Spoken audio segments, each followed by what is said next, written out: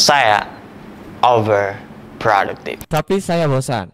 Kayaknya saya terkena penyakit anhedonia. Anhedonia adalah sebuah kondisi di mana penderita benar-benar tidak merasakan kesenangan atau kenikmatan terhadap apapun, termasuk hal-hal yang disenangi sekalipun sebelumnya. Enggak, jangan sampai. Oke, saya akan berbicara tentang akademik dan organisasi.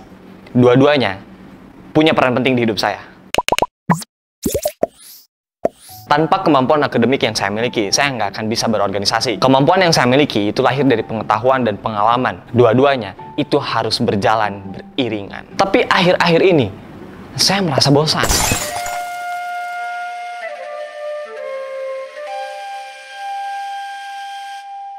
Gimana caranya biar saya nggak bosan? Jawabannya adalah Anda harus melakukan percepatan. V sama dengan S per T. Untuk menggeluti suatu bidang, kita perlu pola belajar yang efektif dan efisien. Bahkan bukan hanya itu, kita juga perlu konsisten. Ini teman saya yang ambis juga, namanya Nesa. Tercatat, dia tidak pernah mengikuti organisasi selama kuliah. Mari kita tanya, bagaimana cara dia belajar? Okay, hello everyone. Like so, today I want to share with you a little bit tips and tricks, right?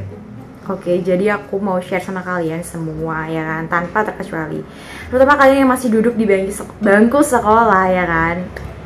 The reason why, karena aku tuh mau kalian tuh juga maju gitu guys. Kalian tuh generasi muda penerus bangsa tuh nggak boleh lemah, nggak boleh males-malesan. Kalian tuh harus semangat dan semangat. Karena tugas kalian adalah belajar dan belajar. Belajar tuh nggak hanya dari materi pembelajaran loh guys. Kalian juga bisa belajar apapun. You can learn anything, you know, like apapun itu, pokoknya kalian tuh bisa belajar skill-skill dan keterampilan yang kalian miliki. Jadi kalian tuh harus asah kemampuan kalian sebaik-baiknya, oke? Karena belajar sekarang tuh banyak banget teknologi ya guys. Kalian tuh harus memanfaatkan dengan sebaik-baiknya. Karena apa? Karena itu tuh bener-bener mempengaruhi pola pikir kalian, kayak akun-akun yang kalian follow, channel-channel yang kalian subscribe, itu bener-bener mempengaruhi pola pikir kalian, oke? Rumusnya bukan lagi terbentur, tapi maximum human performance. Let's talk about your habits, your behavior, and your destiny. Setelah kita mampu untuk mengerti suatu bidang, maka segeralah implementasikan. Pertanyaannya, di mana dan gimana caranya? Oke, kita tanya Nesa lagi.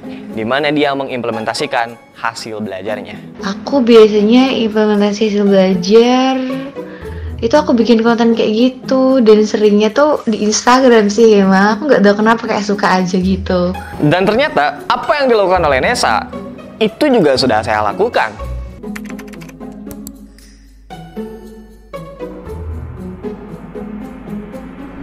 Tapi kenapa saya masih tetap bosan?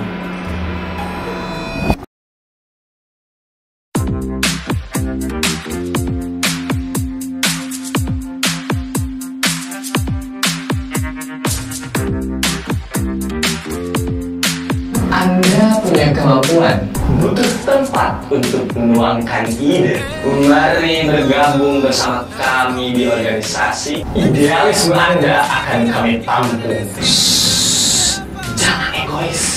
Semua pengetahuan dan pengalamanmu dibutuhkan oleh banyak orang di sini. Jadi, tunggu apa lagi? Masuklah organisasi. Some people just won't understand. But I gotta leave the past in the past, baby, that's my cue. Dan ternyata saya mendapatkan jawabannya. Rasa bosan itu datang ketika kita tidak bisa memenuhi kepuasan batin. Maksudnya gimana? Emosional kita itu terlalu flat. Jika kita merasa apa yang dilakukan oleh orang-orang ambis itu adalah good habits. No.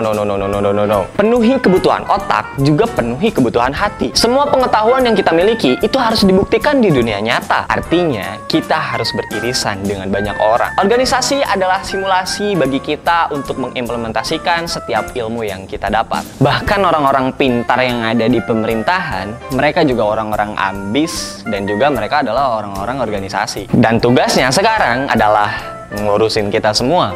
Jadi, apa yang salah ketika kita kuliah tanpa ikutan organisasi?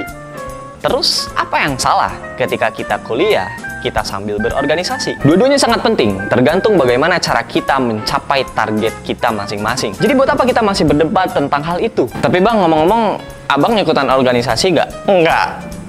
Semua orang punya jalannya masing-masing dan semua orang punya cara sendiri untuk tumbuh. Saya Fikri Hanafi. Oh yes, jadi segitu dulu dari aku. That's all from me and thank you very much Kak Viko for having me here. Don't forget to stay safe, stay healthy and stay happy. Bye bye.